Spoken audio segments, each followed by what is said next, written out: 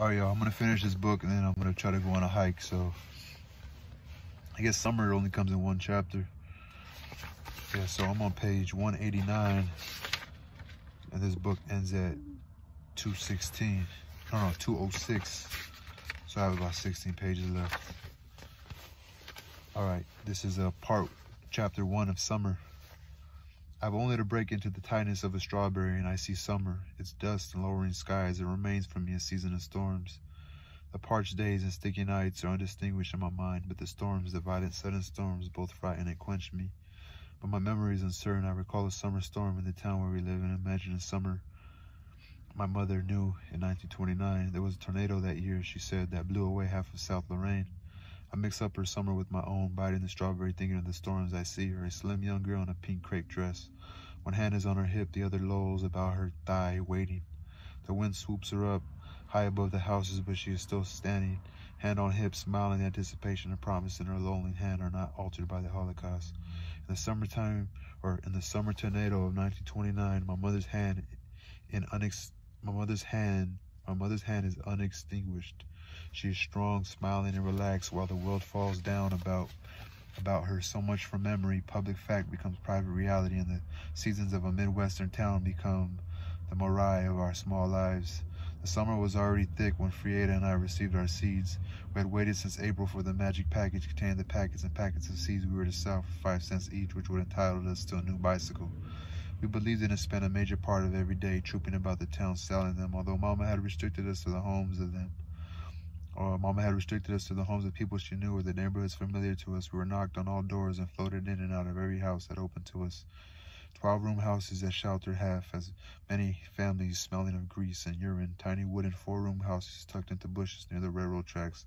The pop-over places, apartments up over fish markets, butcher shops, furniture stores, saloons, restaurants, tidy brick houses with flowered carpets and grass bowls with fluted edges. During that summer of the seed selling, we thought about the money, thought about the seeds, and listened with only half an ear to what people were saying. In the house, the people who knew us were asked to come in and sit, given cold water and lemonade. While we sat there being refreshed, the people continued their conversations or went about their chores. Little by little, we began a piece of story together, the secret, terrible, awful story.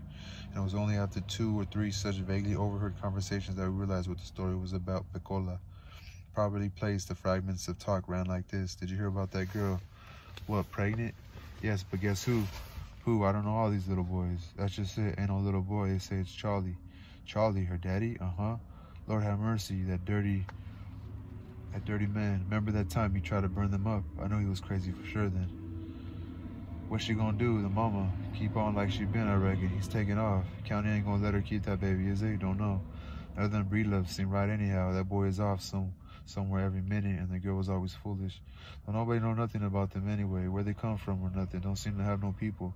What you reckon make him do a thing like that? Beats me, just nasty. Well, they ought to take her out of school. Ought to. She carries some of the blame. Oh, come on, she ain't but 12 or so, yeah, but you never know. How come she didn't fight him?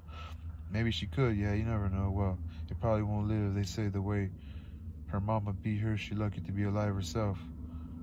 She be lucky if it don't live. Bound to be the ugliest thing walking.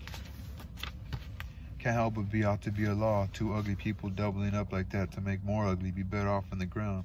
While I wouldn't worry none, it'd be a miracle if it lived. Our astonishment was short-lived, for it gave way to a curious kind of defensive shame. We were embarrassed for Pecola, hurt for her, and finally we just felt sorry for her. Our sorrow drove out all the thoughts of the new bicycle, and I believe our sorrow was more intense because nobody else seemed to share it. They were disgusted, amused, shocked, outraged, or even excited by the story. But we listened for the one who would say, poor little girl, poor baby, but there was only head wagging where those words should have been. We looked for eyes increased with concern, but saw only veils. I thought about the baby that everybody wanted dead and saw very clearly. He was in a dark, wet place, his head covered with great O's of wool, the black face holding like nickels, 2 clean black eyes, the flared nose, kissing thick lips, and the living, breathing silk of black skin. No synthetic yellow bangs suspended over marble blue eyes, no pinched nose and bow-lined mouth. More strongly than my fondness for Pecola, I felt a need for someone to want the black baby to live, just to counteract the universal love of white baby dolls, Shirley Temples and Maureen Peels and Frieda, unless I felt the same thing. We did not think of the fact that Pecola was not married. Lots of girls had babies who were not married. And we did not dwell on the fact that the baby's father was Pecola's father too. The process of having a baby by any male was incomprehensible to us. At least she knew her father. We thought only of this overwhelming hatred for the unborn baby. We remembered Miss Breelove knocking Bacola down and soothing the pink tears of the frozen doll baby that sounded like the door of our icebox. Remember the knuckled eyes of schoolchildren under the gaze of meringue pie and the eyes of those same children when they looked at Bacola.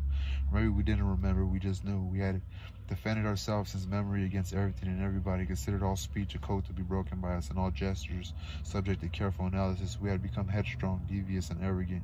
Nobody paid us any attention, so we paid very good attention to ourselves. Our limitations were not known to us, not them.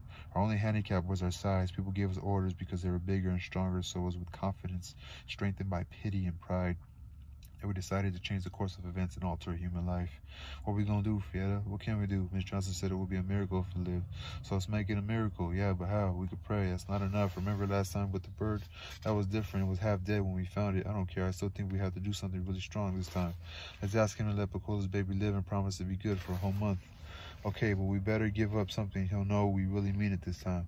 Give up what? We ain't got nothing but the seed money, $2. We could give that, or you know what? We could give up the bicycle, bury the money, and plant the seeds. All of the money? Claudia, do you want to do it or not? Okay, I just thought, okay. We have to do it right now. We'll bury the money over by our house so we can't go back and dig it up, and we'll plant the seeds out back of our house so we can watch over them. And when they come up, we'll know everything is all right, all right? All right, only let me sing this time. You say the magic words. All right, that was the end of Summer. It's part 4, chapter 1. So I guess I didn't know there was like another short chapter of like probably 10 pages. So peace.